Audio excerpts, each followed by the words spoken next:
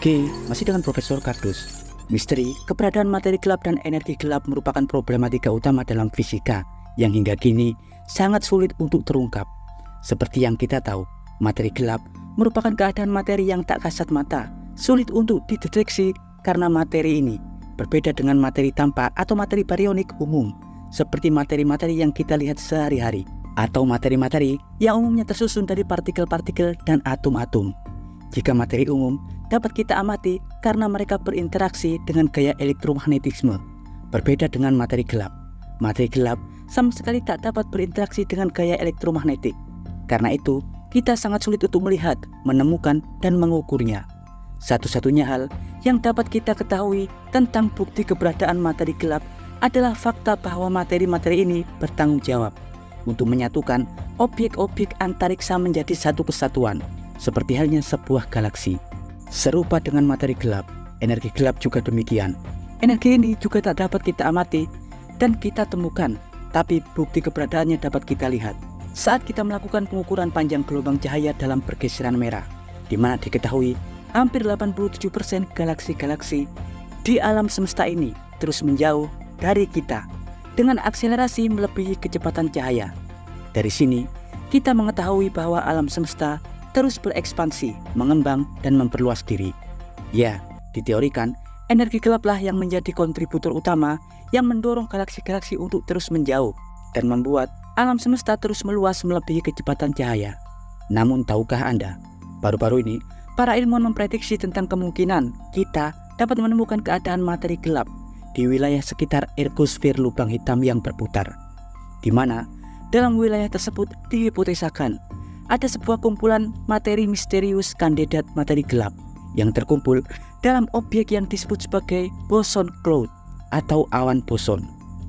Ya, materi gelap merupakan keadaan materi yang dihipotesakan menjadi materi penyusun 27% keadaan kosmos atau alam semesta.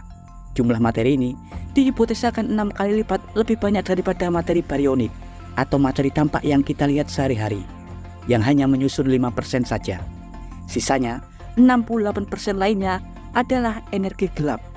Materi gelap dan energi gelap layaknya yin dan yang alam semesta. Keduanya bersifat kebalikan. Jika materi gelap bersifat menyatukan atau menarik dalam keadaan gravitasinya, energi gelap bersifat menolak, mendorong materi-materi saling menjauh satu sama lain.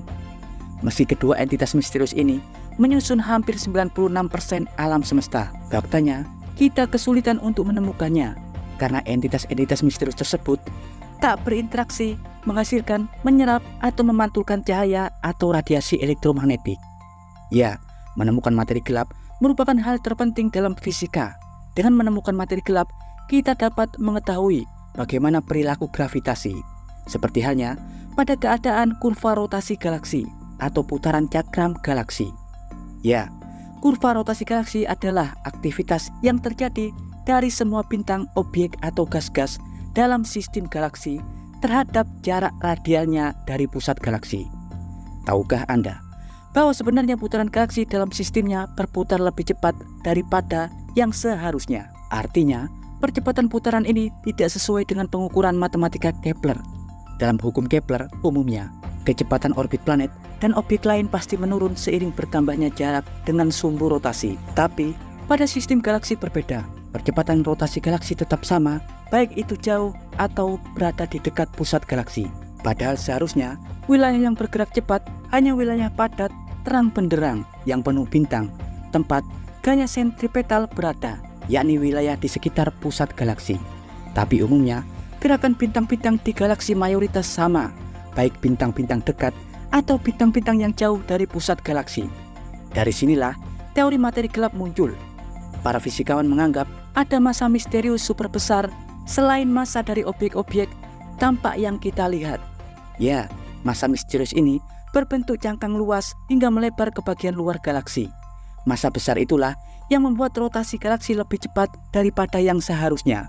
Massa misterius inilah yang dihipotesakan sebagai materi gelap. Tapi, meski massa misterius ini tampak sangat melimpah, faktanya hingga detik ini para ilmuwan tidak pernah mendapatkan bukti atau menemukan entitas-entitas misterius yang cocok dengan keadaan materi gelap. Ribuan eksperimen panjang telah dilakukan, dalam 5 dekade terakhir untuk mencari materi misterius ini. Hingga kini, ada beberapa kandidat partikel hipotesis dan teoritis yang kemungkinan merupakan materi gelap, seperti halnya partikel WIMP atau materi maco, materi yang umum terdistribusi di bintang-bintang redup atau lubang hitam. Dalam konten sebelumnya, Profesor Kardus telah mengulasnya. Dan baru-baru ini, teori baru muncul tentang kemungkinan adanya sebuah wilayah yang menjadi sarang materi gelap. Teori ini muncul setelah pada 2015 untuk pertama kalinya gelombang gravitasi berhasil terdeteksi. Hingga saat ini, para ilmuwan diketahui telah beberapa kali berhasil mengungkap dan mengukur keadaan gelombang gravitasi yang umumnya dihasilkan dari bencana dahsyat seperti halnya tumbukan bintang neutron atau tumbukan lubang hitam di wilayah antah berantah alam semesta. Gelombang-gelombang gravitasi tersebut dihipotesakan merambat dari sebuah wilayah berjarak miliaran tahun cahaya, di mana di wilayah tersebut kemungkinan terdapat sebuah zona gelap bermassa yang disebut sebagai boson cloud atau awan boson. Awan boson kemungkinan melimpah di wilayah sekitar yang mengelilingi lubang hitam. Awan boson dihipotesakan terdiri dari partikel subatomik ultralight yang mustahil untuk dapat dideteksi. Awan boson inilah yang dikandidatkan tempat materi gelap terdistribusi, berkumpul, tanpa tercampur oleh materi-materi lainnya.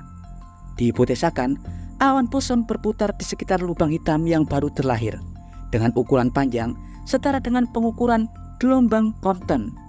Kemungkinan, setelah awan ini terbentuk, mereka akan lenyap karena proses annihilation atau peristiwa pemusnahan antar partikel boson ultralight. Hasil pemusnahan melahirkan gelombang gravitasi dan partikel hipotesis graviton.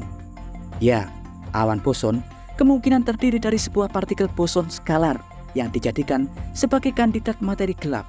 Seperti yang kita tahu, pada model standar fisika partikel fundamental dikategorikan menjadi 2 jenis, satu kelompok fermion dan kedua kelompok partikel boson. Fermion umumnya memiliki keadaan spin partikel fraksional, seperti halnya spin setengah, 3/2, dan lain-lain. Sedang partikel boson umumnya keadaan spin partikel bilangan bulat, seperti 0 atau 1. Foton merupakan boson dengan spin 1, sedangkan partikel kandidat materi gelap tersebut dihipotesakan merupakan skalar boson dengan spin partikel 0. Keadaannya diketahui hampir mirip dengan Higgs boson yang juga merupakan skalar boson dengan spin 0. Namun tentunya, meski benar awan boson terdistribusi dan menyimpan partikel boson skalar kandidat materi gelap di dalamnya, kita tentu saja akan sulit untuk mengambilnya dan melakukan observasi dan eksperimen dengan entitas tersebut, karena letaknya yang mustahil untuk kita jangkau. Ya, dan berikut informasi singkat tentang awan boson yang dihipotesakan menyimpan kandidat partikel skalar boson materi gelap. Jangan lupa like, subscribe, dan tekan tombol lonceng di channel Profesor Kardus. Tak berjasa, tapi jenius. Profesor Kardus dari Cakrawala Peristiwa Lubang Hitam Sagittarius A mengabarkan